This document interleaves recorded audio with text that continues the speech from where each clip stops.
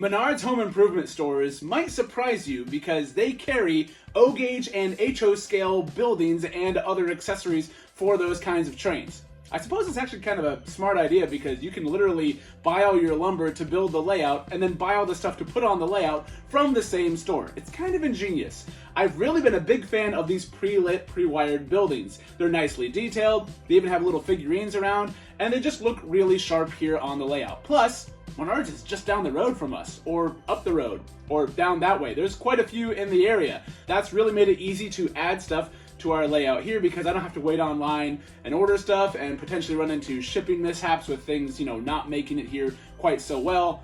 But yeah, I thought these were a great option until I started diving into things that are animated.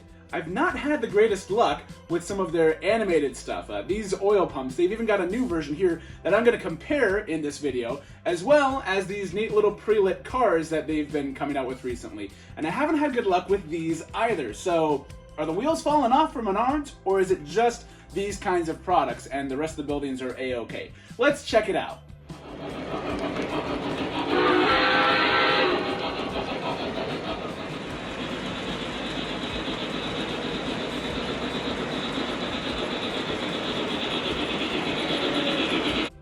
About a year ago, I got this gray and black oil pump. There would have been Cripple Creek little stickers here on the side of this arm, but I took those off because I just wanted to be kind of a generic looking pump.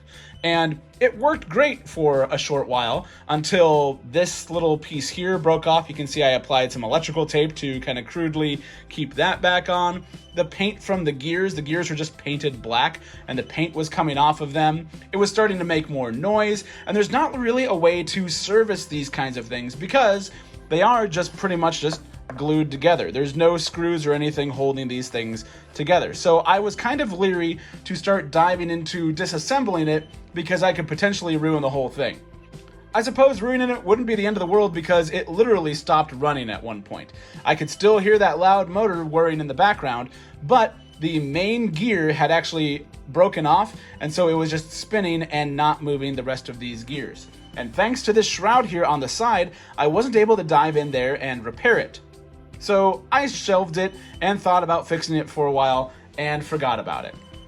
Then they came out with a newer version, and I'm like, well, this one's not so bad. I do like the details a little bit better on it. It doesn't have the Cripple Creek on it. In fact, it's got this neat little Texaco logo here on the side. I kind of like this. Plus, when you look at the other side of it, there's not a kind of shroud or anything around the gears, so if anything does go wrong, it would technically be easier to fix.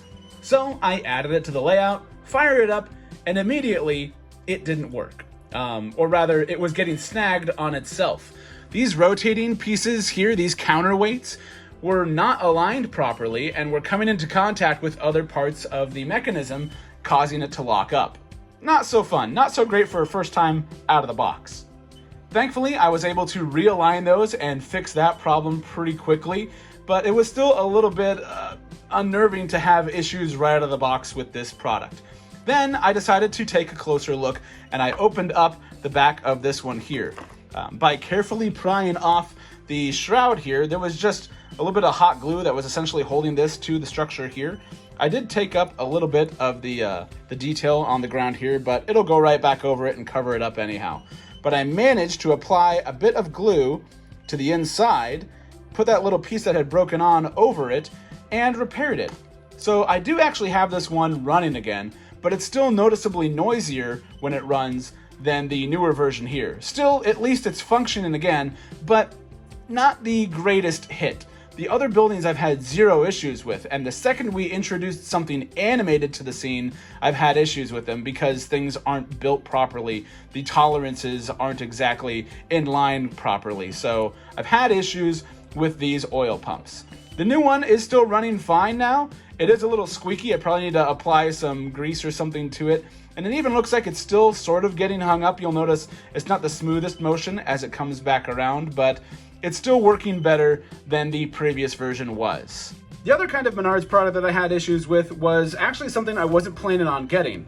This little panel van truck has lit headlights and taillights on it, and this came free from an online order around Black Friday when they included one of these for free if you ordered something for $24 or more. And that's pretty easy to do considering nearly every building you can get and nearly every piece of rolling stock is $24 or higher. So this came with it. I also happened to notice that online these were listed for that same price, so not only do you get it for free, but it's the value technically of what you're already purchasing. So I thought that was kind of a nice deal. I plugged it in, the headlights lit, the taillights lit, and it looked great for about a day. And then I noticed one headlight was much dimmer and the other headlight was completely out and the taillights still worked. What happened? What already failed on this thing? I just plugged it in and set it. But what I didn't realize was underneath, where the wires come into this, it's not secured, and there's nothing inside holding these from moving around the wiring that is uninsulated inside. So what essentially had happened was I had repositioned this by turning it or twisting it, and in doing so, I also turned the leads underneath, and it shorted itself out. So that's a bit of a bummer because the wiring inside these things could benefit from just a little bit of insulation, and they would work just fine. I guess at the end of the day, I could just chop these off and it's still a rolling car and it still looks fine. So this could go somewhere on the layout. But in terms of the lit feature, I'd be really bummed if I had paid money for this thing and already it's not working properly.